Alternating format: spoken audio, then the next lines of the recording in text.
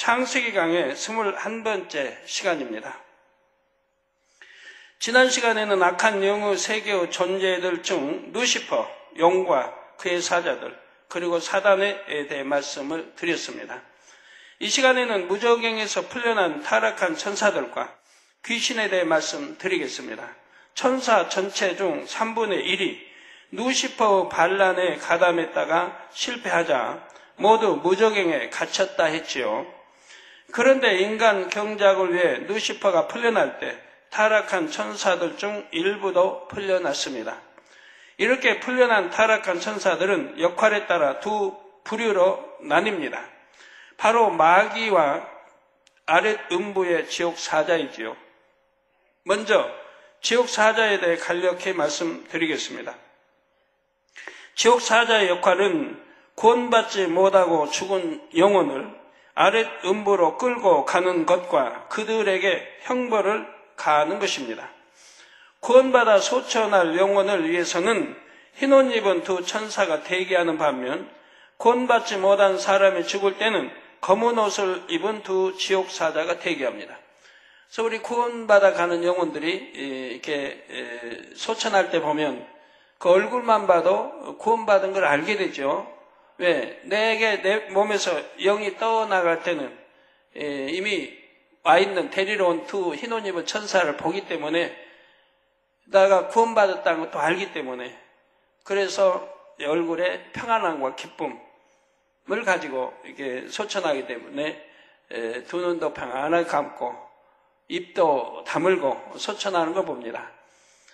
구원받지 못한 영혼은 이제 지옥 사자를 보기 때문에 두려움에 떨고 그래서 두 눈을 뜨고 죽는 경우가 많고 그리고 입도 벌리는 경우가 많습니다. 너무 두렵고 공포에 질리기 때문에요. 그래서 그 죽은 영혼만 봐도 구원 받았는지 받지 않았는지를 대부분 분별할 수가 있죠. 구원받은 영혼은 아주 평안하게 잠을 자듯이 평안하게 소천하는 걸 볼 수가 있죠. 세상의 드라마에 나오는 저승사자를 보면 꼭 검은 옷을 입고 얼굴도 검푸른색으로 분장합니다. 지옥사자이기 때문에 그렇습니다. 실제 지옥사자들은 훨씬 끔찍하지만 그래도 지옥사자들과 비슷하게 연출한 것이죠. 지옥사자들은 아름다운 천사로 창조됐던 원래의 모습을 완전히 잃었습니다. 전반적으로 시커멓고 보기만 해도 소름이 끼칠 정도로 음산한 모습입니다. 간혹 구원받지 못한 사람들 중에서 죽음 직전에 영안이 열려 지옥 사자를 보고 너무나 두려워하는 경우가 있습니다. 공포에 질려 온몸이 경직되고 눈을 부릅뜬 채 운명하는 경우도 있지요. 아랫음부에서 형벌을 가하는 지옥 사자들은 더욱 공포감을 주는 모습을 하고 있습니다. 강한 악의 기운을 풍기며 각종 도구들로 구원받지 못한 영혼들에게 형벌을 가하지요. 이는 지옥 사자들이 자의로 하는 것이 아니라 루시퍼의 마음과 의지에 따라 행하는 것입니다. 지옥 사자들은 루시퍼의 마음을 전달받아서 그대로 나타내는 것뿐이죠. 이제 마귀의 역할을 말씀드리겠습니다. 지난주에는 또 사단에 대해 이제 말씀드렸는데 오늘은 마귀의 역할을 말씀드립니다. 마귀의 역할은 쉽게 말해 천사의 역할과 정반대입니다. 예를 들어 천사 중에는 구원받은 하나님의 자녀들을 지키고 보호하는 천사들이 있지요. 이 천사들은 자신이 섬기는 주인이 진리를 행하도록 권하고 진리를 행하면 함께 기뻐합니다. 반대로 마귀는 사람들로 하여금 어찌하든 죄를 짓도록 하고 죄를 지으면 매우 기뻐하죠. 그래서 구원받은 이제 하늘나라 생명책에 이름이 기록되어진 영혼들은 하나님이 섬기라고 정말 하나씩 보내주셨단 말이에요. 그래서 그 천사들은 여러분을 늘 마음을 두드려요. 진리 말씀대로 살도록. 그러나 여러분들이 육에 있으면 이 음성을 듣질 못해요. 내가 육에 거하면. 그래도 영으로 들어간 분들은 이 음성을 그래도 들어요. 아, 천사가 내게 말한다. 그렇게 듣는다는 건 아닌데 내 마음이 주관을 받아요.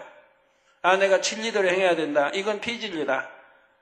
진리, 비진리를 구분하려고 하고 이건 진리다. 그러니까 내가 진리를 쫓아야 된다. 라고 이렇게 마음이 움직이게 됩니다. 이게 천사가 도와주는 거예요. 그러나 내가 육에 거할 때는 천사가 아무리 도와줘도 천사의 음성을 듣지 못하기 때문에 육으로 빠져들어가는 거예요. 천사는 영으로, 진리로, 선으로 가리키고 그렇게 하면 주인님 그렇게 하면 안 돼요라고 하지만 그 음성을 아예 듣지 못하고 내가 육으로 빠져들고 어둠의 세력, 사단이나 마귀의 음성을 듣게 되는 거죠. 하나님을 믿지 않는 사람들은 물론이요, 하나님을 믿는 사람들에게도 역사합니다. 베드로전서 5장 8절에 보면 근신하라, 깨어라, 너희 대적 마귀가 우는 사자같이 두루 다니며 삼킬 자를 찾나니 했습니다. 그러니까 근신하라, 깨어라, 너희 대적 마귀가 우는 사자같이 두루 다니며 삼킬 자를 찾나니. 아프리카 이런 데 보면 사자가 두루두루 먹이를 찾아다니지 않습니까? 이처럼 마귀는 두루 다니며 삼킬 자를 찾습니다. 누군가가 사단의 역사를 받아 그 마음에서 죄성이 요동하는 것을 마귀가 보았다고 합시다. 그러면 마귀는 그 기회를 놓치지 않고 그를 더 부추기는 것입니다. 그 사람의 마음에 죄성이 부글부글 끓게 하여 결국 비진리의 행함으로 나오도록 하지요. 생각을 통해 비진리를 사주하는 것이 사단의 역사라면 비진리의 생각을 행동으로 옮기게 하는 것은 마귀의 역사입니다. 그래서 성경은 죄를 짓는 사람에 대해 마귀에게 속했다고 말씀합니다. 죄를 지으면 죄의 종이요, 또 마귀에게 속했다고 말씀하는 거죠. 바로 요한일서 3장 8절 전반절에 죄를 짓는 자는 마귀에게 속하나니, 여러분 진리 안에 살지 못하고 비진리에 살고 죄를 짓는다 하면 마귀에게 내가 속했다는 걸 아시면 돼요. 마귀에게 속했다 이 말이에요. 근데 개인적으로 죄 짓는 사람에게 당신은 마귀에게 속했습니다 하면 화내겠죠? 하나님 말씀인데, 사실인데 마귀에게 속했으니까 죄를 짓는 거라 이 말입니다. 우리가 분명히 알아야 할 것입니다. 죄를 짓는 자는 마귀에게 속하나니 마귀는 처음부터 범죄함이니라.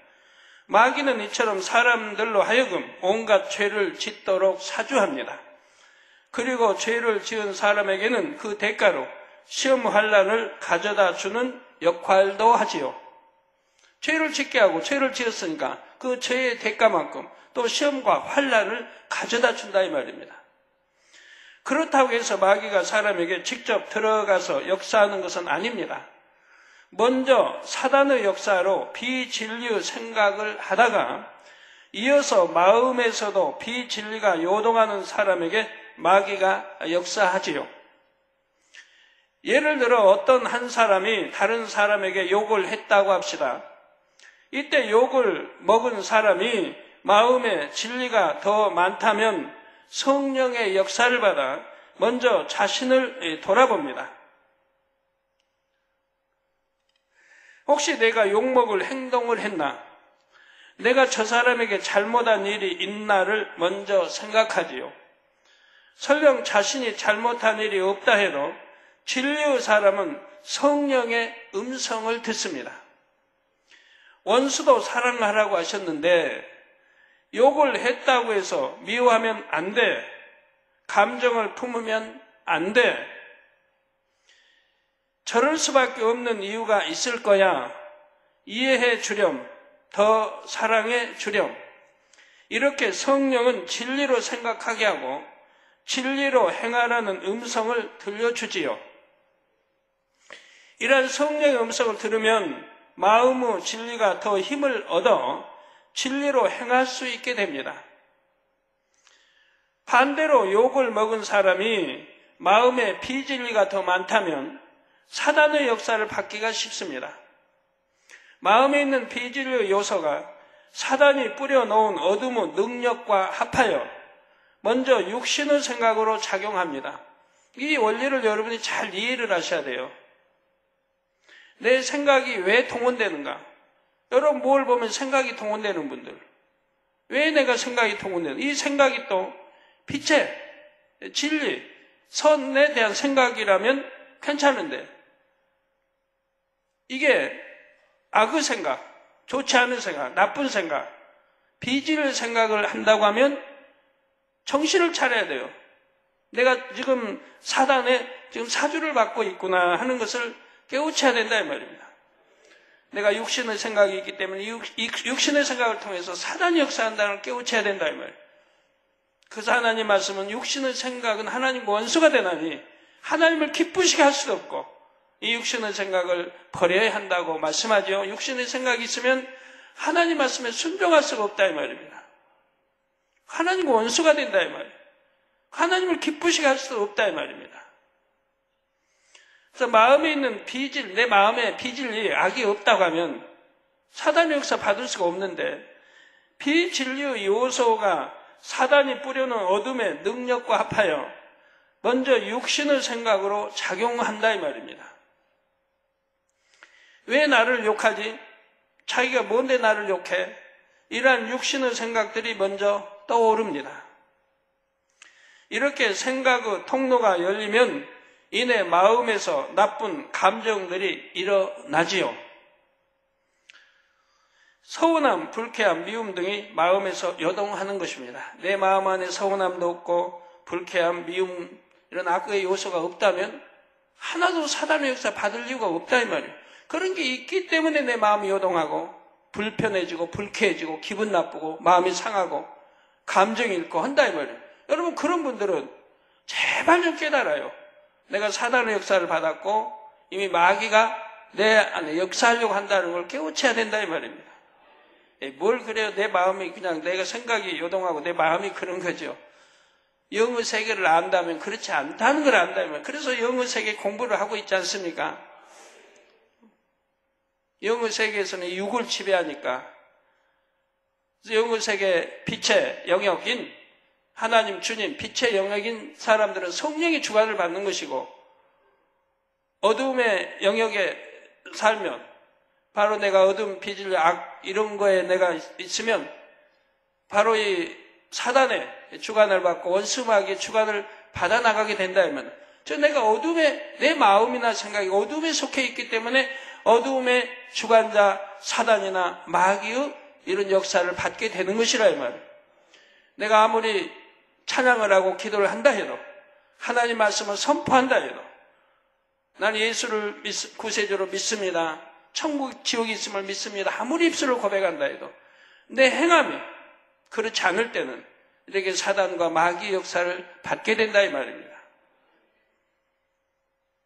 이렇게 마음에서도 비진리의 작용이 일어나면 다음은 마귀의 역사를 받게 됩니다. 마음의 비진리가 겉으로 드러나지요.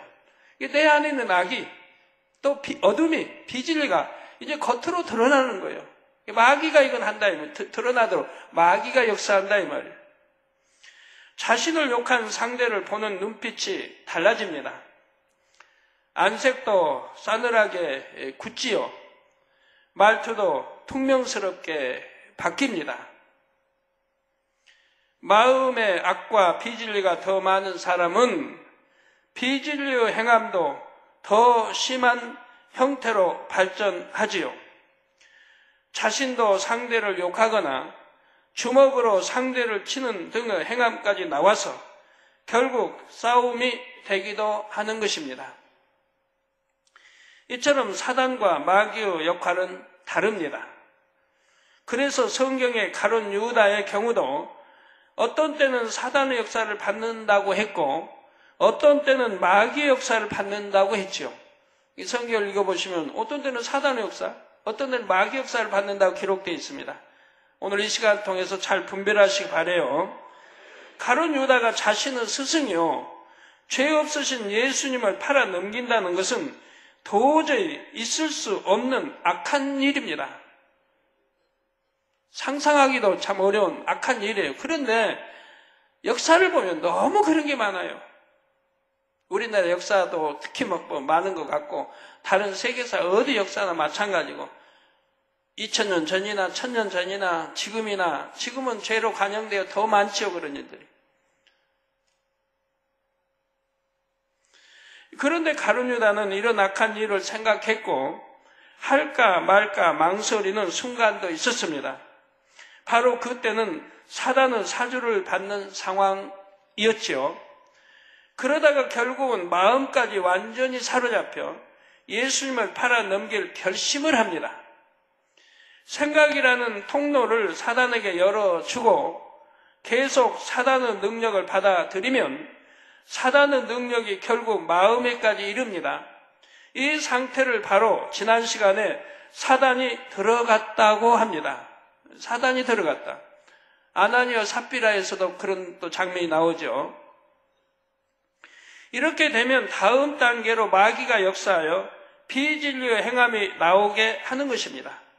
이미 사단이 들어갔고 바로 이제 이렇게 되면 다음 단계로 마귀가 역사를 해요. 그래서 비진리의 행함이 나오게 한다 이 말입니다.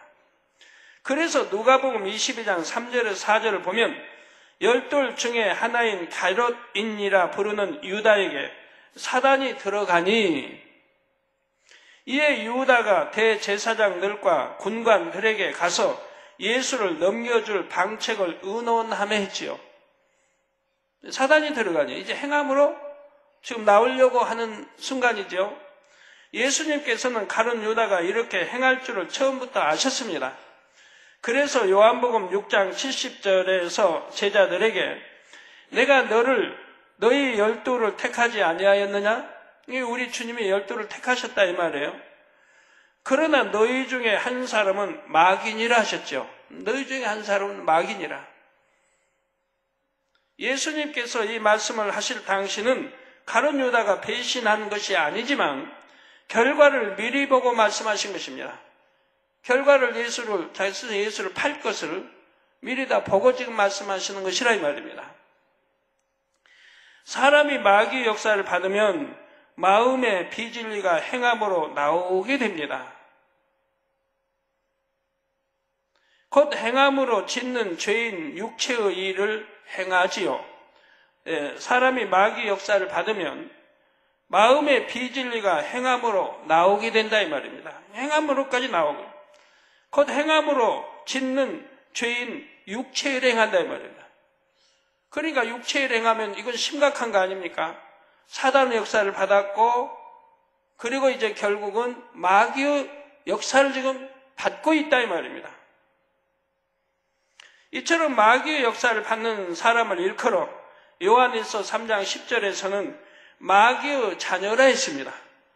분명히 그리스도인이에요. 예수를 믿는다는 그리스도인이고 교회 다니고 찬양도 하고 기도도 하고 하나님 일도 해요. 그런데 성경은 분명히 마귀의 자녀라고 하고 있다 이 말이에요. 성경 곳곳에 나오죠. 나는 하나님의 자녀예요. 자녀면 빛 가운데 거해야 한다고 말씀하잖아요. 생명씨가 내 안에 있다면 빛 가운데 거한다면 죄를 지을 수가 없다 이 말이에요. 그래서 내가 하나님을 사랑합니다. 하나님 믿습니다 한 말이 다 거짓말이라 이 말이에요. 거짓말장이라 이 말이에요. 거짓말하는 자는 어둠에 빠진 즉 지옥 갈 것을 계시록에도 말씀하고 있지 않습니까? 거짓말하는 자라. 나 하나님 믿는데요. 하나님 사랑하는데요. 믿고 사랑한다면 그 증거가 뭡니까? 하나님의 계명을 지키는 것이라 이 말이에요. 계명을 지키지 않고 오히려 죄를 짓고 마귀의 종이 되고 죄의 종이 되고 사단이 마귀가 역사한 대로 사망의 길을 육체를 행하고 있다 이 말이에요. 그러니까 마귀의 자녀라 이 말이에요. 제가 이런 이제 설교하면 육체를 행한 사람들은 굉장히 두려워해요. 굉장히 두려워하고 너무 힘들어하고. 그러면 회개하고 돌이켜서 이제 안 그러면 될 텐데 여전히 행해요. 행할 마음이 있으니까 두려운 거예요. 이제는 정말 끊어버리고 육체는 일치 안 하고 이 끊어버리고 진리, 빛 속에서 내가 살아야겠다고 결단하고 나간다면 두려울 게 없는데 여전히 이 육체를 버리려고 하지 않기 때문에 끊으려고 하지 않기 때문에 그러나 말씀을 들으면 마귀의 자녀고 지옥 가게 되어 있으니까 두려워한다 이 말입니다. 그 두려움마저 없다면 그나마 구원에 참 실마리도 찾을 수가 없는 거지요. 한 가닥 빛도 발견할 수가 없는 거죠. 그런 두려움이라도 있으니까 어찌하든 회개해 보려고 하고 돌이키려고 하는 것이라 이 말이에요. 그런 두려움도 없다면은 그냥 가는 거죠. 곧장 어디로요? 고속도로를 해서 지옥길을 간다 이 말이에요. 그런 두려움이 있기 때문에 그나마 멈칫 회개한다고 금식한다고 해보는 거지요. 그런데 마귀의 역사를 받아도 사람으로서는 도저히 해서는 안 되는 흉악한 일을 저지르는 경우가 있지요. 굳이 신앙의 잣대를 대지 않아도 도의적으로 있을 수 없는 극악무도한 일들이 있습니다. 사람이 마귀에게 완전히 사로잡히면 이런 일을 범하는 것입니다. 이렇게 나타난 악행들은 마귀짓이라고 합니다. 일반적인 육체의 일들보다 훨씬 그 정도가 심한 악행들이지요. 이러한 마귀의 짓의 정도가 심해져서 어느 한계선을 넘는 사람에게는 이제 귀신이 들어가게 됩니다. 귀신이 사람에게 들어가는 경우는 이 밖에도 몇 가지가 더 있지요. 꼭 마귀의 짓만 해서 들어가는 게 아니고 그 외에도 여러 가지가 있습니다. 그러면 이제부터는 귀신에 대해 말씀드리겠습니다. 지난주에 사단의 역사 말씀드렸고 오늘 마귀의 역사에 말씀드렸고 이해가 되십니까? 귀신에 대해 설명을 합니다. 귀신은 악한 영에 속하지만 타락한 천사와 달리 창세 이전에 만들어진 영물이 아닙니다. 지금까지 루시퍼 또 사단 마귀 이런 것들은 다 영물에 이제 속한 것들인데 지금 귀신은 영물에 속한 게 아니라 이 말이에요. 천사의 타락이 아니라 이 말이에요. 또 귀신은 악한 영에 속하지만 타락한 천사와 달리 창세 이전에 만들어진 영물이 아니라 이 말입니다. 귀신은 원래 우리와 같이 흙으로 지음받아 영혼 육을 가진 사람이었지요. 구원받지 못하고 죽은 영혼들 중 일부가 특별한 조건에 따라 세상에 나와 귀신이 되는 것입니다. 구원받지 못한 영혼들이 죽으면 우선 아랫 음부의 대기 장소로 끌려갑니다. 이 중 조건에 맞는 영혼들이 귀신이 되어 다시 이 땅으로 나오지요. 귀신은 악한 영의 세계에서 제일 말단으로 마귀의 졸개 노릇을 합니다. 물론 마귀는 루시퍼의 뜻에 따라 귀신을 조종하는 것이고요. 그러면 어떤 영혼이 귀신이 되는 것일까요? 첫째로 자기 영혼을 사단에게 팔아버린 경우에 귀신이 될 수가 있습니다. 자기 영혼을 사단에게 팔아버린다 이 말입니다. 부귀영화나 권세에 대한 탐심으로 인해 악한 영의 도움을 받으려고 자기 영혼을 악한 영에게 파는 사람이 있습니다. 예를 들어 예술가들 중에서 어떤 이들은 영감을 얻기 위해 사단을 숭배하는 경우도 있지요. 또 사극을 보면 권세를 차지하기 위해 정치에서 대립 관계에 있는 사람을 제거하려고 자기 영혼을 담보로 사수를 쓰는 경우도 있습니다. 사극을 주로 많이 보신 분들은 그런 걸 보셨을 거예요. 자기 영혼을 담보로 사수를 쓰는 경우들 또 그런 거는 우리가 들을 수도 있고요. 이런 사람들이 죽으면 귀신이 될 수가 있지요. 여기 예술가 말이 나오니까 기도원 원장님이 그렇게 미술을 잘합니까? 제가 이번 1월 17일이 결혼한 날이잖아요.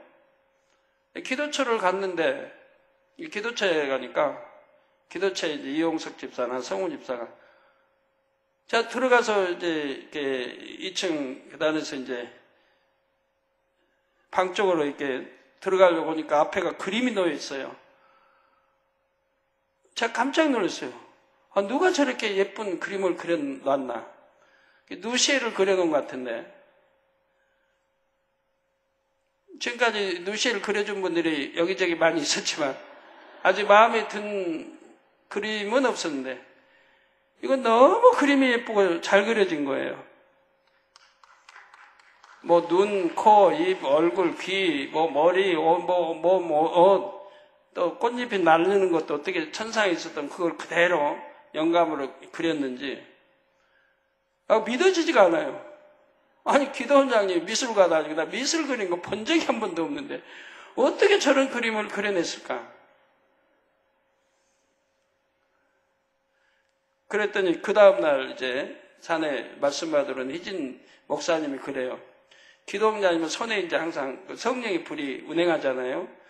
그래서 이렇게 성령의 불이 운행한 손으로 그리니까 또 영감받아 그리니까 저런 그림이 나왔다고. 그러니까 뭐 한두 달, 뭐 1년, 2년 배워서 그렇게 그림이 나오는 거 아닌데 저도 학창 시절 때 그림 좀 그려보려고 내 얼굴도 그려보려고 애를 쓰고 이거저거 해봐도 좀 뭐 다 비슷하게 나오지도 않던데 너무 제가 감탄하고 잘 그려서 교회 가져와서 좀 보여드릴까도 했는데 또 그중에 어떤 성도님도 시험 들까봐 아유 저런 것도 자랑하시라고 가져오시 보여서 할까봐 제가 안 가져왔어요. 아니면 보여드리고 싶었는데 너무 잘 그려서 보여달라고요? 시험 안 하실 거예요? 다음에 산에 갔다 오면 보여드릴게요. 가져와서.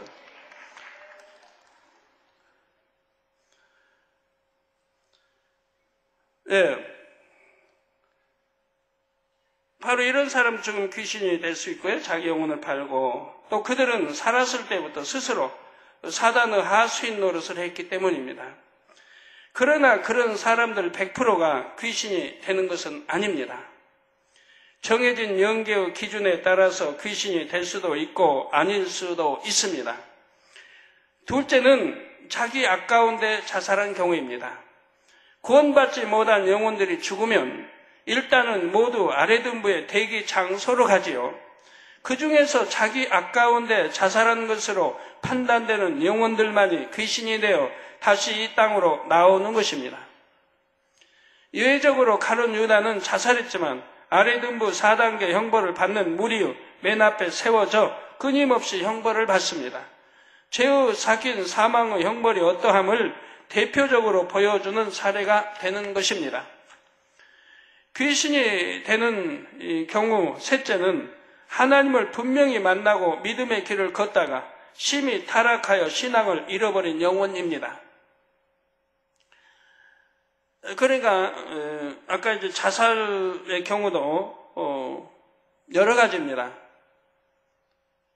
자기가 자기 생명을 이렇게 버린 자살도 있고 어떤 경우는 나라를 위해서 예수 그리스도를 위해 순교한 게 아니고 나라를 위해서 이렇게 참 죽어지는 경우도 있고 어떤 선함, 정말 어떤 선을 위해서 그렇게 죽을 수밖에 없는 그런 경우도 있습니다.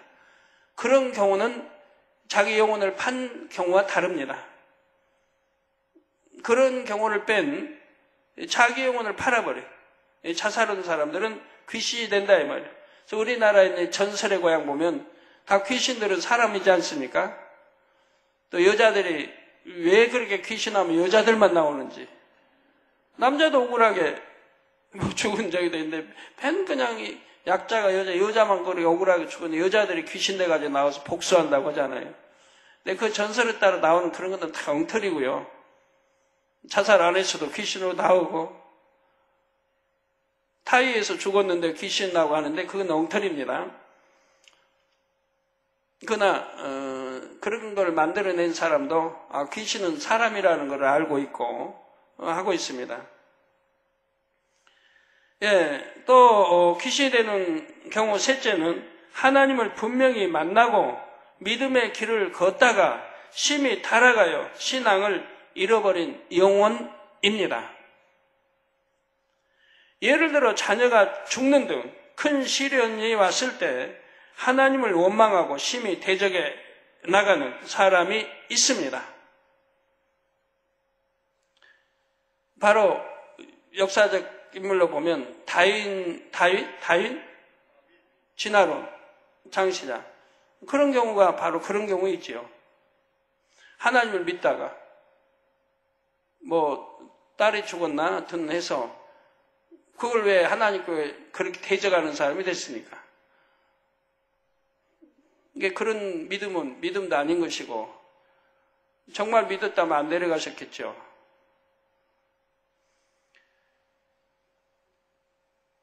다윗 임금은 자기가 사랑하는 아들이 병들어 죽어갑니다. 하나님께 금식하며 기도합니다. 하나님께 살려달라고 매달리는 거죠. 자기 아들을 살려달라고. 또 사랑하는 여인을 낳은 아들입니다. 금식까지 해요. 그래도 하나님은 다윗의 기도를 듣지 않으시고 그 아들을 데려가셨다 이 말이에요. 그러니까 다윗은 그 다음에 어떻게 나와요? 바로 먹잖아요. 바로 먹고 기뻐하고 즐거워하잖아요. 왜? 하나님이 데려가서 하나님 뜻에 데려갔으니까 원망하지도 않고 불평하지도 않고 어찌하든 살려보려고 금식했지만 아버지가 듣지 않으셨고 듣지 않으셔도 원망이나 불평한 게 아니라 이제는 데려가셨으니까 천국에 갔고 슬퍼해도 뭐 소용없고 그러니까 먹고 즐기고 오히려 기뻐하고 하는 걸 볼 수 있습니다. 이게 믿음이죠. 믿음이 있다는 사람이 뭐 자녀 데려갔다고 하나님 원망하고 누구를 원망합니까? 이렇게 다윗은 하나님이 그 영혼을 데려가셨지만 사랑하는 아들 데려가셨지만 원망한 게 아니라 오히려 기뻐하고 즐거워합니다. 금식한 이유는 살려달라고 한 것이고 아버지 뜻이어서 기도에 응답해 주지 않고 데려가셔도 그러니까 계속 금식할 이유는 없잖아요. 먹고 즐기고 하는 걸 봅니다.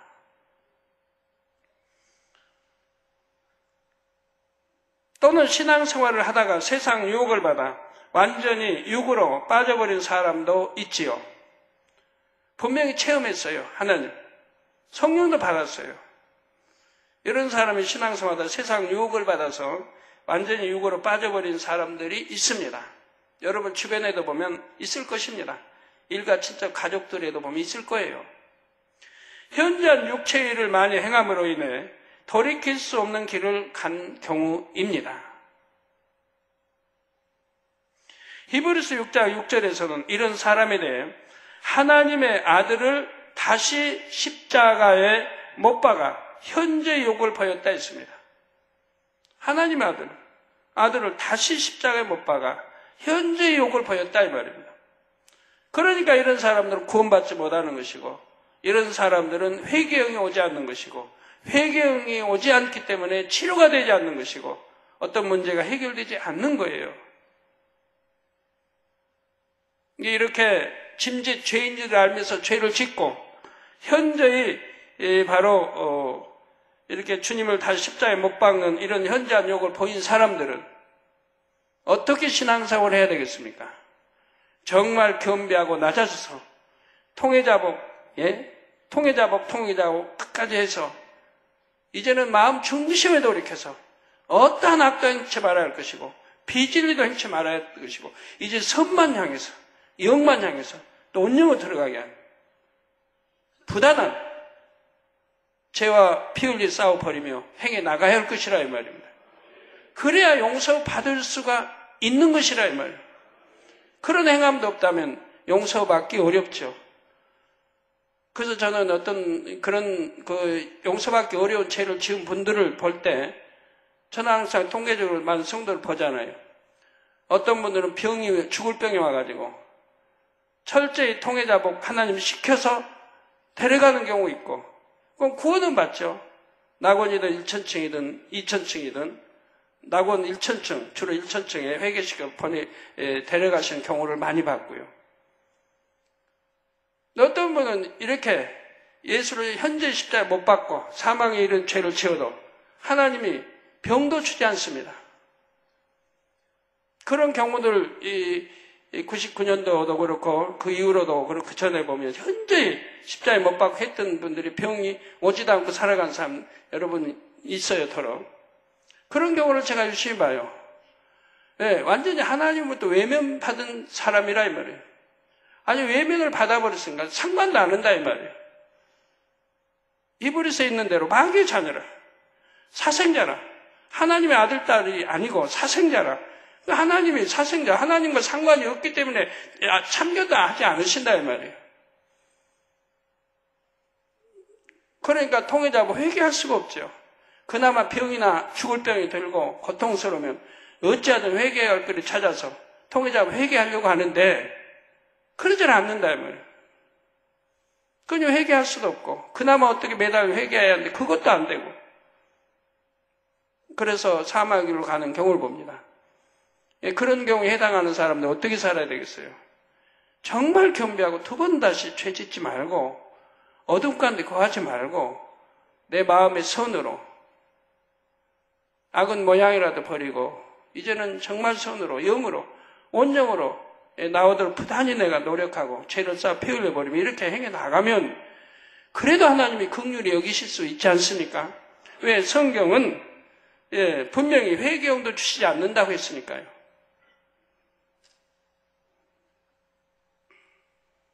자기를 구원하신 주님을 다시 한번 십자가에 못 박았다면 이는 참으로 큰 죄입니다. 그러므로 이런 사람들이 죽으면 그 중에서 귀신이 되기도 하는 것입니다. 귀신이 되는 경우 넷째는 진리를 알면서도 성령을 해방, 모독, 거역한 영혼입니다. 이러한 영혼들은 마태복음 12장 32절에 이 세상과 오는 세상에도 사심을 얻지 못하리라 했지요. 이는 성령 해방, 모독, 거역이 그만큼 큰 죄라는 의미입니다. 여기에 해당하는 사람이 죽으면 귀신이 되기도 합니다. 여러분, 그 세상에 보면 무당 굿 여러분 들어보셨나요? 무당 굿 혹시 보신 적 있나요? 저는 감사하게도 제가 초등학교 때 그런 그 무당 굿을 봤습니다. 그 동네에 옛날에는 60년대, 50년대 살 때죠. 50년대는 곳곳에 뭐 무당도 있고 점치는 사람도 많고 또 시골 뭐 서울도 많고 서울에 제가 60년대 올라와서 보니까 와 무당촌이 그렇게 많은지 무당촌은 가면 전 무당 저 점장이 뭐 남산 올라가는 길도 전부 그런 남산 올라가는 길도 점치는 사람들 다다다다다 붙어 있어요. 뭐 어디 막 서울 시내 곳곳에 얼마나 많은지 몰라요. 요즘은 모르겠는데 요즘은 많이 사라졌는지. 근데 옛날에 50년대는 얼마나 했겠습니까? 동네에도 가끔 이제 무당 정말 또 점하는 사람들이 찾아오면 동네 사람들 다 찾아가서 보죠. 유명하다고 하니까 잘 본다고 하니까. 또 무당 굿하면 동네 사람 구경 가죠. 저희 동네 이장에 이장했던 그 당시 6.25 때 이장했다가 이제 인민군대에 잡혀서 대나무 대교청으로 이제 이게 찔러 죽은 이장이 있었는데 이장의 어머니가 돌아가셨어요.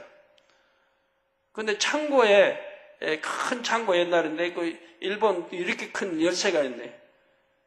뭐 창고도 다 쇠문이고 쇠문은 거기 그걸 잠궈 놓고 열쇠를 감춰놓고 시어머니가 돌아가신 거예요. 이 열쇠를 찾아야 되겠는데 못 찾으니까 무당굿을 하면서 또 아프니까 그 며느리가 아프니까 무당굿을 하면서 이제 열쇠까지. 그래서 제가 초등학교 때 본 적이 있어요. 근데 방이 그냥 꽉 사람들이 구경하러 찾아왔는데 그 무당이 귀신 불러들여서 이렇게 그 대잡은 사람에게 귀신이 이제 들어가서 말을 하는 건데 그 시어머니 말을 돌아가신 시어머니 말을 그대로 해요. 이 무당이 시어머니가 왔다는 거예요. 시어머니 영혼이 불려왔다. 그리고 시어머니 목소리를 그대로 내는 거예요. 네가 미워서 어떻게 해서 나를 이렇게 해서 내가 창고 열쇠를 감춰놓고 내가 갔다. 너 미워서 내가 안 주고 갔다. 목소리가 똑같은 거예요. 그래서 저는 그 당시 귀신이 있는 거야 뭐 하니까 그런 거 여러 봐서. 근데 그 할머니 그러니까 이제 그 면장의 아들이 또 내 같은 초등학교 같은 반 동창이니까 그 할머니가 귀신이 정말 와서 그런 줄 알았어요. 그랬더니 하나님 말씀 받으니까 아니래요. 귀신이 그런 게 아니라 이 말이에요. 왜? 그 영혼은 아래등부에 갇혀 있다 이 말이에요. 아래등부에 갇히니까 귀신으로 나와 활동할 수가 없다 이 말이에요. 이 땅에 있는 귀신들이 가장에서 무당이 부르면 가장에서 들어간다 이 말이에요. 그 할머니 역할을 하는데 목소리 흉내 귀신이 그 정도는 한다 이 말이에요. 목소리 흉내 내고 주변 귀신을 불러들이면 그 할머니가 어디다가 열쇠 감추고 한 것도 안다 이 말이에요. 그러니까 진짜가 되는 거죠. 아, 열쇠 내가 어디다 감췄다. 어디도 가봐라. 하니까 나온단 말이에요. 그런데 하나님은 말씀해요. 귀신이 거짓말하는 것이라. 무당을 통해서 귀신이 들어왔고 부르니까 들어왔고 들어와서 그 흉내를 내는 거예요. 죽은 사람 흉내를 내는 것이다. 이게 속이는 것이다 이 말이에요. 이런 거 아신다고 하면 참으로 그 무당 굿하고 귀신 불러내고 하는 일이 얼마나 어리석은 일입니까? 그러면 뭐 병이 낫나요? 병이 나은 것 같아도 또 아프고 더 심해지고 점점 더해지는 거 볼 수가 있죠. 여러분들 그런 거 보신 적이 있겠죠? 옛날에 나이 드신 분들은 보셨어요? 한번 손 좀 들어보세요. 어우, 맞네. 예. 아니 30대, 40대, 50대가 왜 이렇게 어디서 그걸 봤어요?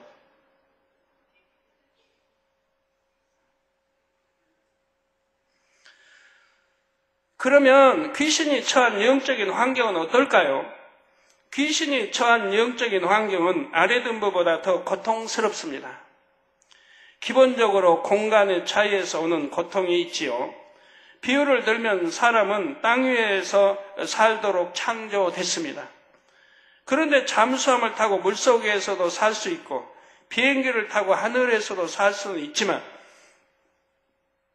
사람의 몸에 가장 좋은 공간은 땅 위입니다. 이처럼 영적인 존재들도 영의 공간이 있을 때가 가장 적합한 것입니다. 지금 무슨 말씀 하는지 아세요? 여러분 6개월이 존재들 어디에 있어야 제일 편해요? 비행기 타고 있으면? 비행기 타기 좋아하는 사람들은 모르겠지만 그것도 뭐 한두 시간, 서너 시간이지 한 50시간, 100시간 비행기 타고 한번 공중에 있어 봐요. 얼마나 힘들 일인가.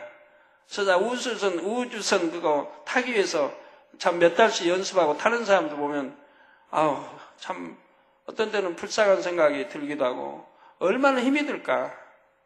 외롭게 우주 공간 날면서 참 뭐 먹을 것도 맛있게 풍족히 못 먹고 그냥 그런 거 먹고 소변 대변도 그렇고 모든 것이 그거 불편할 텐데 훈련통에 이렇게 다니는 분들 보면 참 대단하다 싶은데요. 공중이 얼마나 싫어요. 배 타고 저 잠수함 속에 있으면 그것도 하루 이틀이지. 물론 해군들 그렇게 뭐 반년이고 1년이고 타는 사람도 있지만 참 그런 사람들을 보면 어떻게 견뎌낼까 싶어요. 그래서 지금 땅 위가 가장 좋다고 지금 말씀하는 거예요. 이처럼 영적인 존재들도 영의 공간에 있을 때가 가장 적합한 것이라 이 말입니다. 그래서 귀신도 육의 공간인 이 세상보다는 영의 공간인 아레등부에 있는 것이 더 낫다 이 말입니다. 그렇게 육의 공간에 귀신들이 있는 게 얼마나 힘든 일이라 이 말이에요. 여러분 그래서 천사들도 육의 공간잎혀 지상에 이렇게 우리 눈에 보이게 나타나는 게 아니에요. 그래서 성경에 보면 이제 나타나는 경우들이 있죠. 소돔 고모라 때 천사들이 여기에 공간 입고 나타났고 사람 앞에. 또 사도 바울 감옥에서 끌어낼 때도 나타났고 가끔 구약 신약에 나타나는 경우가 있지만 흔한 건 아니에요. 왜? 영의 사람들이 이 땅에 와 있는 게 너무 힘든 거예요. 영의 공간을 입지 않으면 힘든 거예요. 그렇지만 하나님은 사명 까닭에 나온 거지. 영의 공간으로 입혀 있어야 한다 이 말이에요.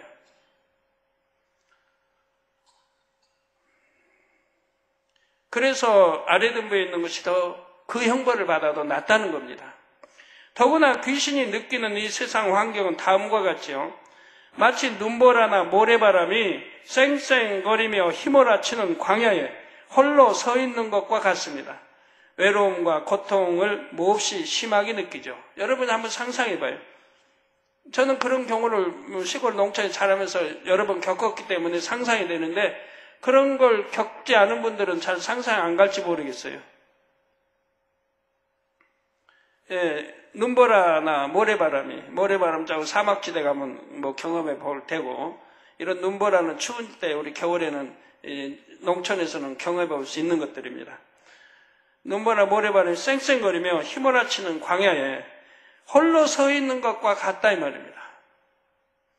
외로움과 고통을 몹시 심히 느끼며 얼마나 또 추위와 그런 것들이 다 겸해 오지 않습니까? 만일 사람이 그런 환경에 처한다면 잠시라도 피할 곳을 필사적으로 찾을 것입니다.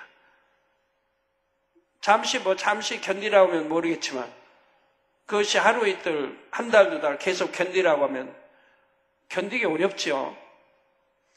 귀신도 마찬가지입니다. 귀신에게 있어서 최고의 안식처는 바로 사람의 몸입니다. 그래서 한번 사람에게 들어가면 나가지 않으려고 하지요.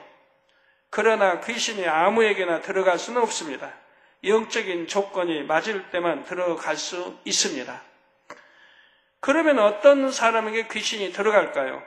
앞서 마귀짓에 대해 설명하면서 한 가지 경우를 말씀드렸습니다.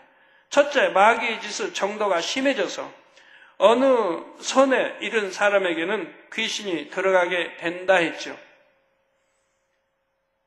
여러분, 마귀짓이 아니라 해도요, 어떤 사람 너무 교만하잖아요. 너무너무 교만하면 거기에도 귀신이 들어가는 걸 봤습니다. 우리 82년도 개척된데요.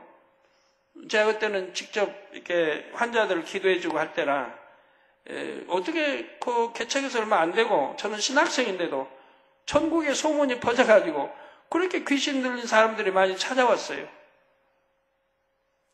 강원도에서 어떤 건장한 청년이 하나 왔는데 귀신 들려온 거예요. 교회에서 뭐 청년 회장까지 했대요. 귀신 들려왔는데 이제 귀신을 이제 쫓아내기 위해, 저는 뭐 욕을 못 해가지고 대부분 시켜서 쫓아내는데, 이렇게 시켜서 저녁 예배 끝나고 이제 며칠간 교회에서 이렇게 자고 했으니까, 진리도 말씀 듣고 알았으니까, 그래서 이제 이렇게 회개를 시키려고 하게 됐어요. 회개를 시키고 쫓아내 줘야겠다 하루는 마음 먹고 이렇게 이제 했죠. 그랬더니 바로 그 교만 귀신이 들어간 거예요. 너무 교만해가지고 귀신이 틈타는 거예요. 또 하나님 말씀하기를 이 교만을 회개시켜야 된다. 저 청년이 교만을 회개해야 귀신이 물러간다. 그렇기 때문에 이제 그 교만 어떻게 해서 그렇게 교만했는지 경로를 물어봤고, 그리고 교만을 회개하겠어요. 정신은 있어요. 귀신에 이제 사로잡히면 또 정신이 좀 혼미해지고 멀쩡할 때 바로 회개를 시켰어요. 교만해진 것을 회개.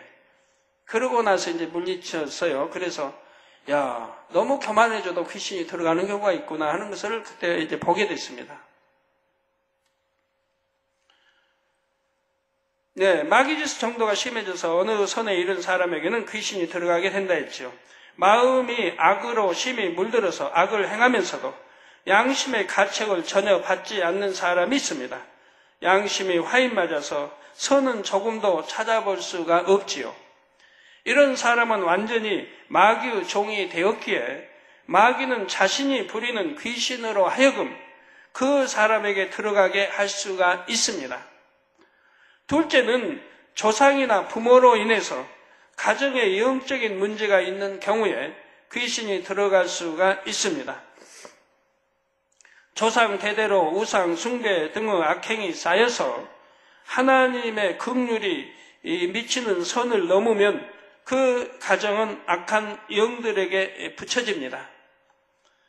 루시퍼는 그 악의 정도에 따라서 질병을 내릴지 귀신을 들여 보낼지를 결정하지요. 두 가지가 모두 임하는 경우도 있습니다. 예를 들어 마가복음 9장에는 귀신 들림으로 인해 벙어리 되고 귀먹은 한 아들이 나오지요.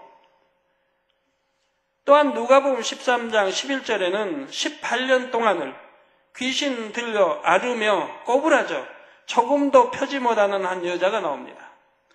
뭐 귀신 들림으로 인해서 벙어리도 되고 기머글이 된 사람도 있고 다 그런다는 거 아니에요? 또 어떤 사람 18년 동안을 귀신이 들려 앓으며 꼬부라져 조금도 표지 못하는 한 여자가 나온다 이 말입니다. 사고나 질병으로 인해 말을 못하고 듣지 못하는 경우가 있는가 하면 귀신 들려서 그런 경우도 있는 것입니다. 내가 청력을 다치기도 하고 잘못해서 듣지 못하고 이런 경우도 있지만 귀신 들려 듣지 못하고 귀신 들려 보지 못하고 또 귀신 들려 말 못하는 사람도 있다 이 말입니다. 또 셋째로 믿는 사람 중에서도 귀신이 들어가는 경우가 있습니다. 어떤 사람은 마음에 할례는 하지 않으면서 신령한 은사와 능력을 계속 구합니다. 마음이 교만하여 높임받고 자기를 자랑하기 위해서이지요. 이런 마음으로 구하면 하나님께서는 주실 수가 없습니다. 여러분 아무나 은사를 구하고 이런 권능을 능력을 구해서는 안 된다 제가 전에 말씀드렸죠.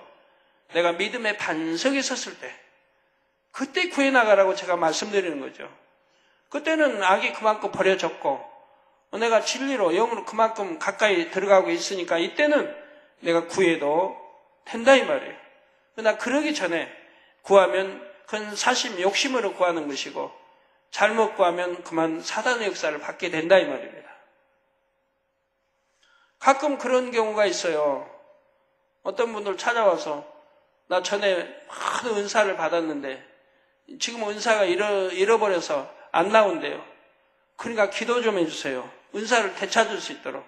제가 가만히 보면 눈에 악이 있고 얼굴에 악이 있고 그러게 악이 있는데 옛날에 받은 걸 회복시켜달래요. 그래서 옛날에 정말 하나님 주셨을까? 아니죠. 잘못 받은 거죠. 그걸 하나님이 주신 거로 알고 있다 이 말이에요.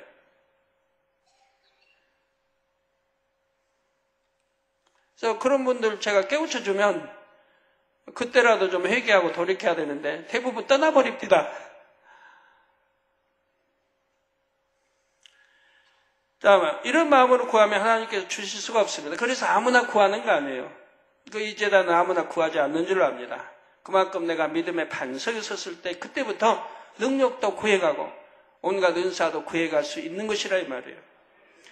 그런데도 계속해서 욕심으로 구하면 사단이 광명을 천사로 가장하고 나타나서 구하는 것을 주겠다고 합니다. 여러분 아까 인도 서기도 봤지만 귀신들이 많이 나가잖아요. 인도도 아프리카나 인도 우상을 많이 섬기는 나라. 종교가 하나님을 믿는 예수를 믿는 그런 종교가 아닌 나라들 보면 너무 많이 사단에 사로잡혀 있고 귀신 들려 있고 그런 것을 많이 보게 돼요. 그래서 그런 데 집회 가면 귀신 들린 자들 많이 비명소리를 내고 나가게 되죠. 제가 인도성에 2002년도 할 때 귀신을 내가 물려치는데 곳곳에서 막 비명소리가 얼마나 들리는지 귀신을 이제 기도 환자 기도 시간에 귀신을 물리치니까 곳곳에서 비명소리가 나는 거예요. 귀신들이 이제 떠나가는 소리예요. 못 견디고 이제 나가라 원수박이 어둠 나가라고 하니까 막 비명 지르고 떠나가는 소리가 곳곳에 들리는 거예요. 사단이 주는 것을 모르고 아멘 해버리면 귀신이 들어갈 수 있는 것입니다. 그래서 아무 기도처에나 함부로 가는 거 아니에요. 영적인 분들과 가도 함께 가고 여러분들은 가야 이유가 하나도 없죠. 세계 제일인 기도처가 여기 있는데 어디로 가서 뭘 말씀을 들을 겁니까? 뭐 할 겁니까? 이게 갈 리는 없지만 예를 들어 가도 함부로 가면 안 됩니다. 영적인 사람들 인도를 받아야 됩니다. 또 이렇게 되면 처음에는 당사자도 잘 모릅니다. 귀신이 들어가 아멘에서 받아서 아멘했기 때문에 들어오는 거예요. 아무나 들어갈 수 없는 거예요. 내가 받아들였기 때문에 들어오는 거예요. 아멘 하면 들어오게 되고 아니면 나 귀신 들렸으면 좋겠다 하면 그냥 그건 쏙 들어가는 거예요. 자기가 불러들인 거니까. 자, 이렇게 되면 처음에는 당사자도 잘 모릅니다. 속여서 들려오는 음성이 귀신 음성인데 성령의 음성이라고 착각하지요. 왜냐하면 전도 열심히 해라, 충성해라, 하나님의 말씀을 사용하기 때문입니다. 기도하라. 하나님 말씀을 사용해요. 그러니까 내가 아멘을 받은 게 바로 하나님 주신 걸로 이렇게 착각을 한다 이 말이에요. 귀신도 자신의 정체를 드러내지 않기 위해 처음엔 교묘하게 역사하지요. 그러나 결국은 정체를 드러냅니다. 상식에 맞지 않게 행하게 하고 진리에서 벗어난 일을 행하게도 하지요. 그때는 당사자가 안다 해도 늦었습니다. 자신의 의지를 귀신에게 빼앗겼기 때문에 귀신을 꼭두각시 노릇을 할 뿐이죠. 그러니까 여러분 자녀들도 그렇고 부모들도 잘 헤아려야 됩니다. 내 아들은 진리를 듣고 충성하고 분명히 한다고 하는데 왜 그렇게 육체를 행하는가? 왜 말을 듣지 않는가? 이미 이렇게 사로잡혔기 때문에 그런다 이 말이에요. 간음하는 귀신에게, 음욕을 푸는 귀신에게 이렇게 사로잡혀 버리면 자기도 어찌하지 못한다면 진리를 들어서 알아요. 그렇게 하면 안 되는 줄 알아요. 지옥 가는 줄 알아요. 그것도 어찌하지를 못해요. 이미 내어줬기 때문에. 마음을 내어줬고 이렇게 사로잡혔기 때문에 자기 의지로 어찌하지 못해요. 금식하고 어찌하든 돌이켜 보려고 해도 안 된다 이 말입니다. 그래서 귀신의 꼭두각시 노릇을 하지요. 성도 여러분, 그러면 귀신 들린 사람은 어떻게 구원할 수 있을까요? 즉 어떻게 하면 귀신을 내쫓을 수 있을까요? 먼저 귀신 들린 사람이 잠깐씩이라도 제정신으로 돌아올 때 죄를 깨닫게 해주고 죄를 회개할 수 있게 해줘야 합니다. 귀신이 틈탄 원인을 파악하여 그 원인부터 제거해 줘야 하지요. 육의 가족들은 물론이요, 믿음의 식구들이 예배도 자주 드리면서 그 영혼을 대신해서 사랑으로 구해야 합니다. 참고로 귀신 들린 사람이 함께 있을 때는 천국 찬송이나 은혜 찬송보다 보혈 찬송을 불러야 합니다. 원수마귀 사단은 주님의 보혈의 힘을 알기에 보혈 찬송을 부르면 두려워하지요. 이렇게 어느 정도 준비를 한 다음에 영적인 권세가 있는 사람에게 기도를 받으면 귀신이 나갑니다. 그러니까 예배도 드려주고 기도도 해주고 가족들이 사랑으로 금식도 해주고 또 구역 식구들이 기도도 이렇게 해주고 금식도 해주고 그리고 정신이 멀쩡할 때는 어찌하든 회개케 이렇게 해야 되고 이런 것들을 사전 준비 작업을 하고 이 정도면 됐다 싶을 때 권세자들을 불러서 귀신을 내쫓도록 해야 한다 이 말입니다. 그렇지 않으면 늘 권세에 있는 분들은 그만큼 시간이 바쁜데 덜 와서 그냥 그 귀신 쫓는데 시간을 허비할 것입니까?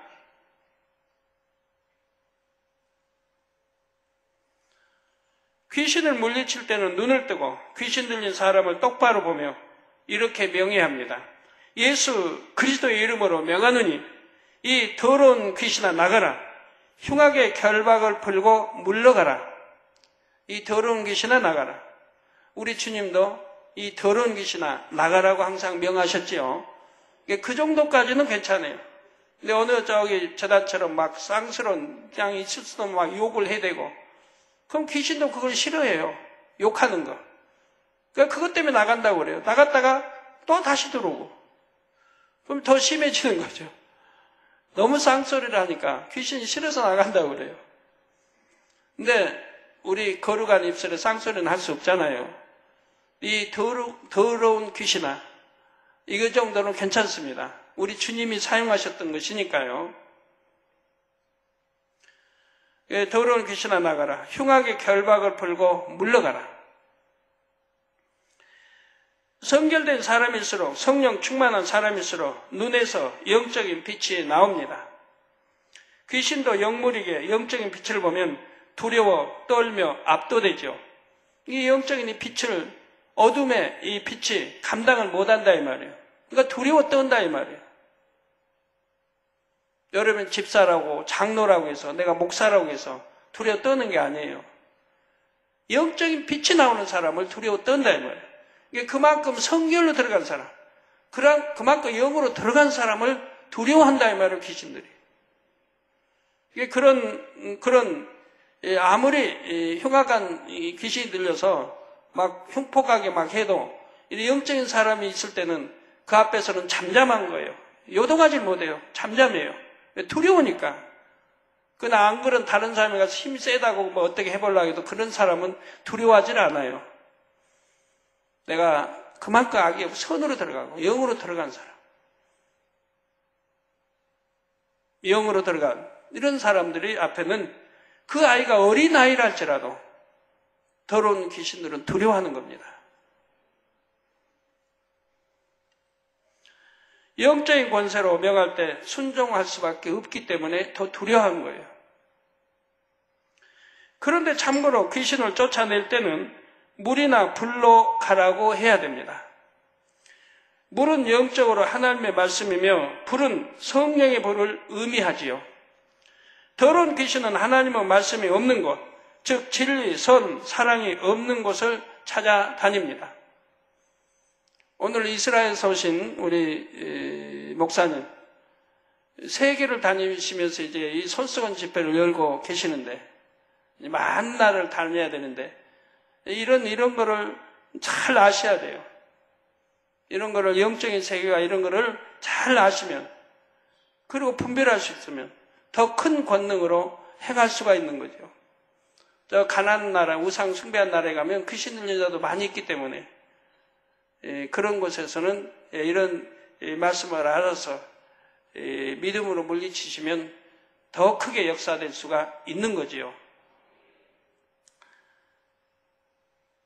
그래 더러운 귀신은 하나님 말씀이 없는 곳 찾아다니고, 즉 진리, 선, 사랑이 없는 곳을 찾아다닌다 이 말입니다. 여러분도 진리, 선, 사랑이 없었으니까 더러운 것들이 여러분 틈타서 어떤 사람은 도적질만 합니다. 부유한데도 도적질해요. 뭐 자기 의지로 하는 거 아니에요. 자기 집이 그렇게 가난한 것도 아닌데 도적질해요. 자기 마음대로 안 되는 거예요. 그래서 저기 백화점을 가면 뭔가 훔치고 싶고, 자기가 하는 게 아니에요. 그거. 내 안에 있는 귀신이 그렇게 하는 거지. 여자만 보면 문욕이 막 불릴 때 일어나고 막 생각하고 어찌하면 미혹해서 가늠할까고, 이거 자기 마음대로 하는 거 아니에요. 왜? 진리를 아니까. 진리를 알고 이러면 안 된다는 거 알면서도 또 행하고 행한다 이 말이에요. 자기도 어찌하지 못한다 이 말이에요. 그렇기 때문에 결국은 사망길로 간다는 거죠.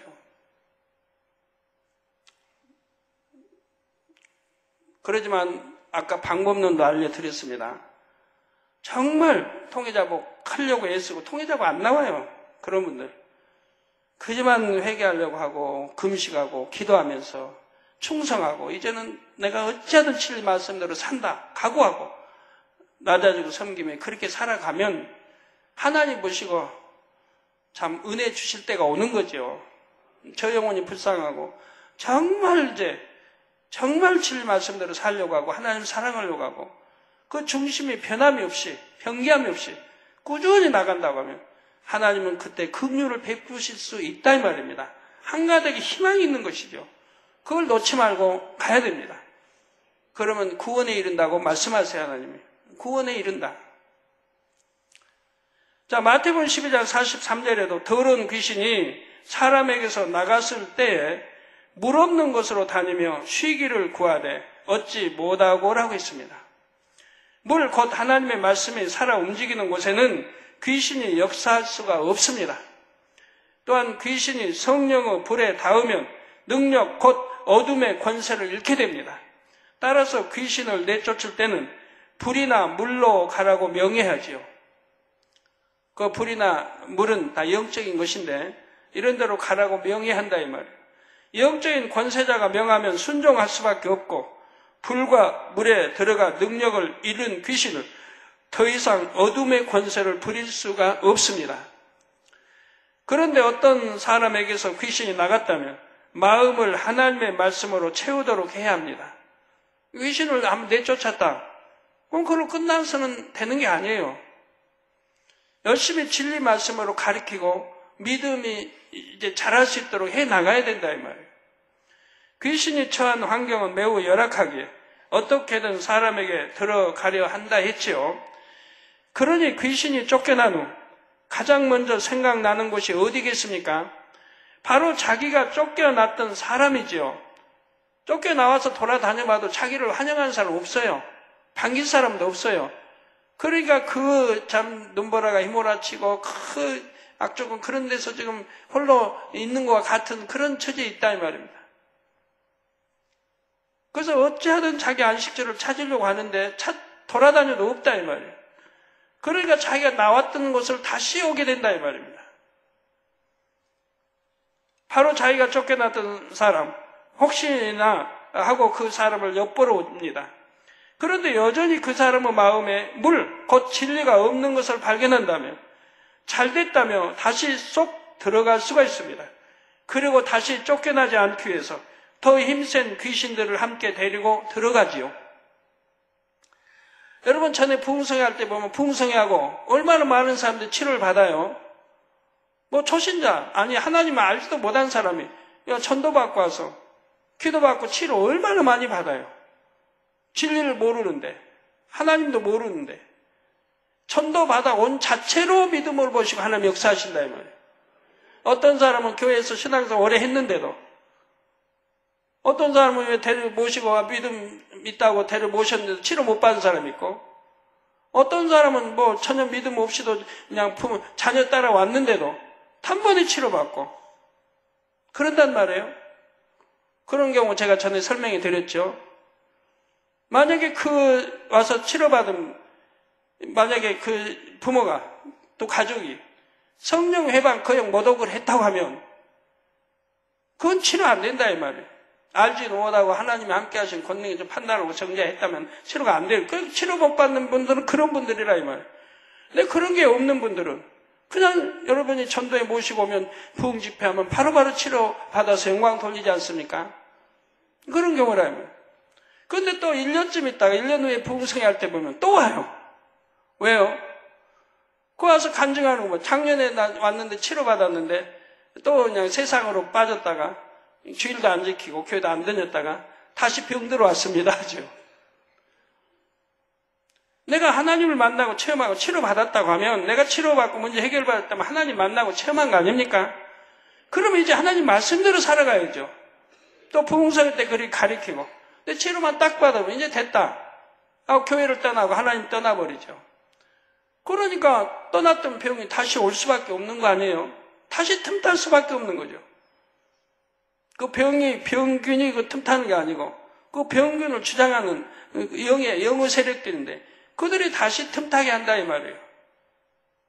그래도 내 집이 좋구나 하고 오게 된다 이 말이에요. 그러니까 다시 재발하고 이전보다 더 크게 재발해가는 걸 봅니다. 우리 주님 말씀한 대로 다시는 죄를 짓지 말라. 다시 죄를 지면 이전보다 더 크게 역사를 받는다고 우리 주님 말씀하시지 않았습니까? 통일한 거라 이 말이에요.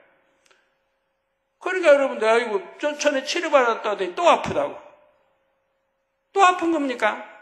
진리 말씀하는데 살지 않으니까 도로 틈탄 거지요. 어떤 날 휠체어에서 일어났어요. 휠체어에 일어나서 걸었어요. 휠체어에 일어나 걸었다면 내가 죽은 신경이 살아났고 모든 분야가 했기 때문에 걸을 수 있는 거지. 도저히 자기 힘으로 걸을 수 없는 거라 이 말이에요. 신경이 죽고 뭐 죽어서 또 마비돼서 태화돼서 걸을 수 없는 게 걸었다면 이미 하나님의 손을 대신 거예요. 그러면 그때부터 신앙생활 잘해가야 되는데 안 한다 이 말이에요. 또 치료만 딱 받아버리면 그냥 땡 해버린다 이 말이에요. 신앙생활 안 하고 기도도 안 하고 예배도 안 나오고 그러니까 다시 틈타는 거죠. 그러면 하나님의 이방 사람들 비난거리가 되죠. 아이고 교회가 치료받았다더니 도로 그런다고. 도로 그런 게 아니라 이렇게 떠났던 그런 것들이 다시 틈타기 때문에 그런다. 왜? 진리 말씀 안에 살지 않기 때문에 그런다 이 말이에요. 이런 걸 여러분들이 잘 아셔야 돼요. 왜 내 자녀가 내 부모가 치료받았는데 또 아픈가? 왜 아프게 또 아파요? 교회 안 나오니까 그렇지. 말씀대로 안 사니까 그렇지. 그러면 성경 우리 주님도 말씀한 대로 다시 틈타는 거죠. 네, 그리고 다시 쫓겨나지 않게 더 힘센 귀신들을 함께 데리고 들어가죠. 마태복음 12장 44절에서 45절에 이에 가로되 내가 나온 내 집으로 돌아가리라 하고 와보니 그 집이 비고 소재되고 술이 되었거늘 이에 가서 저보다 더 악한 귀신 7을 데리고 들어가서 거하니 그 사람의 나중 형편이 전보다 더욱 심하게 되느니라 했습니다. 가서 더 악한 귀신 7을 데리고 들어갔다. 그러면 자기까지 8 아니에요?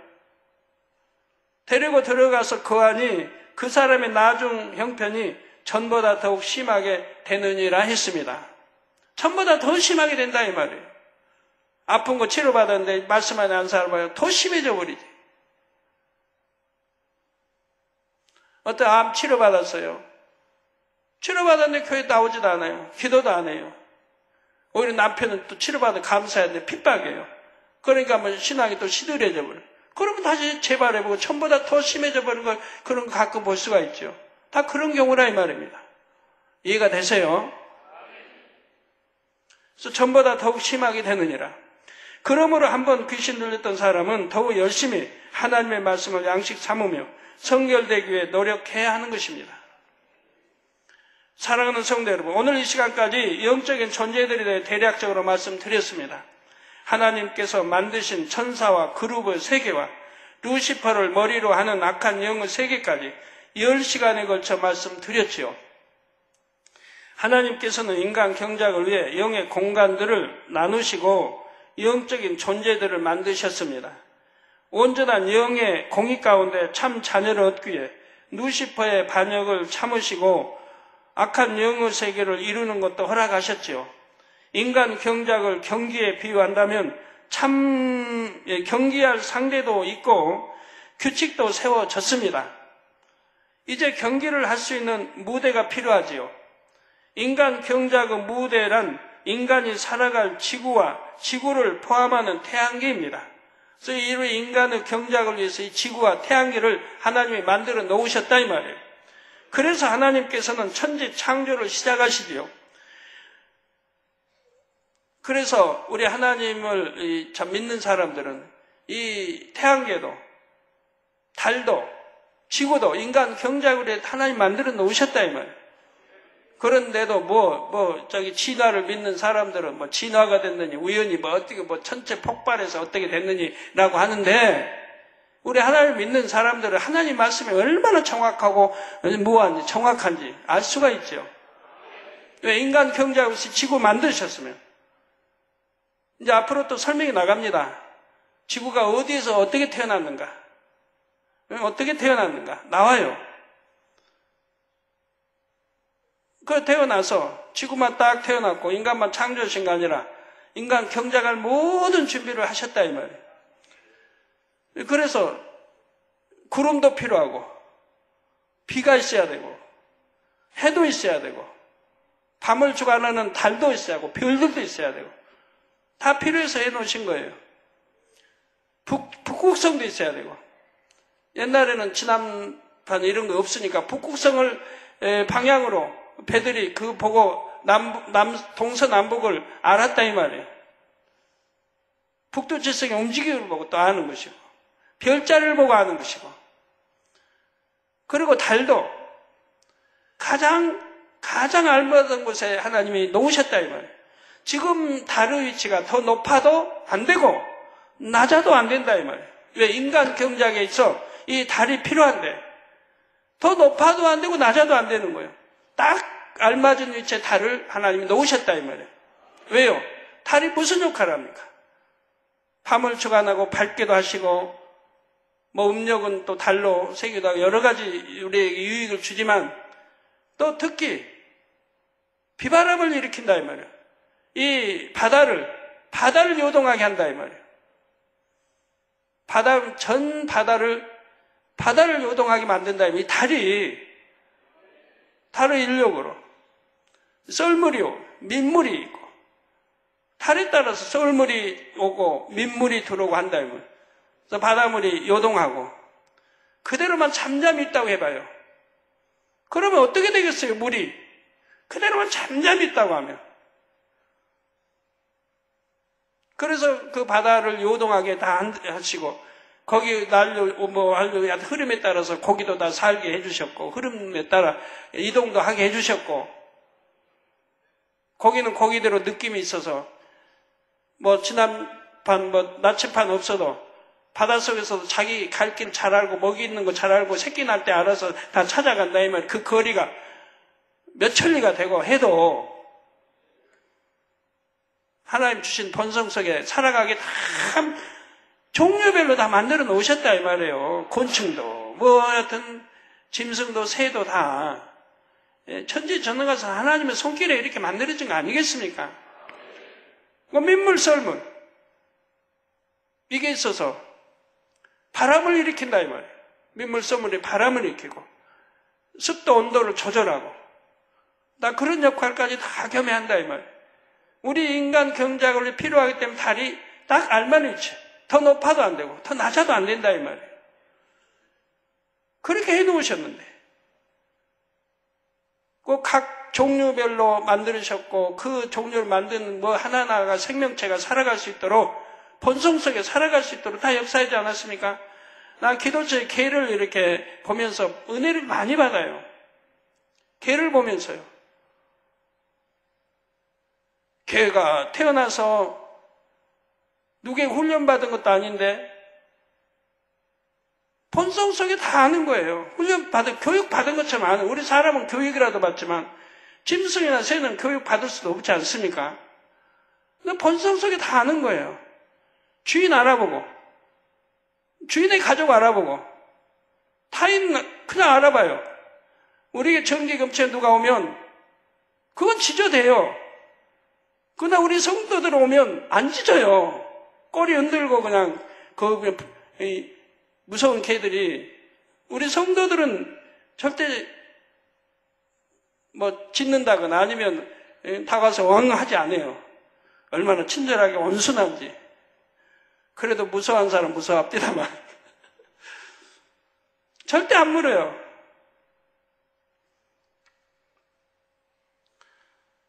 꼭 태어나서부터 알아요.